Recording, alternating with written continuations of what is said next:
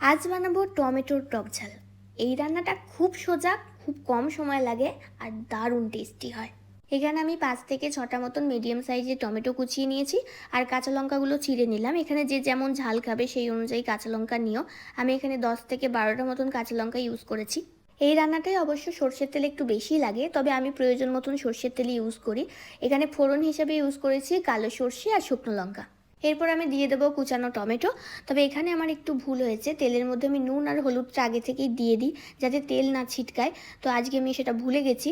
তো যাই হোক, এরপর আমি পরিমাণ মতো নুন আর হলুদটা দিয়ে দিলাম আর তারপরে এটাকে একটুখানি নরম হতে দিলাম। টমেটোটা একটু নরম হয়ে আসার পর দিয়ে দিলাম কাঁচা লঙ্কা। তারপর এটাকে আর একটু মিক্স করে আবার কিছুক্ষণের জন্য হতে দিলাম, যতক্ষণ না এটা থেকে তেল ছাড়ছে। টমেটো আর কাঁচা লঙ্কা প্রায় ভাজা ভাজা হয়ে এসছে, অনেকটা নরমও হয়ে গেছে। এই অবস্থায় এটাকে আমি যতটা পারলাম ম্যাশ করে দিলাম। তারপর আরও কিছুক্ষণের জন্য হতে দিলাম। এই রান্নাটা প্রায় 90% ডান। তবে এটা আমি আরেকটু কষাবো, মানে এর কালারটা যতক্ষণ না ব্রাউন আসবে ততক্ষণ আমি এটাকে বানাতে থাকবো। মানে এক কথায় বলতে গেলে কড়ার গায়ে যখন লেগে লেগে যাবে তখন এই রান্নাটা প্রায় কমপ্লিট হয়ে যাবে। আর বাড়ির লোকের কিন্তু হাঁচি হতে হবে। যাই হোক, আমি মজা করলাম। রান্না প্রায় আমার হয়েই এসছে।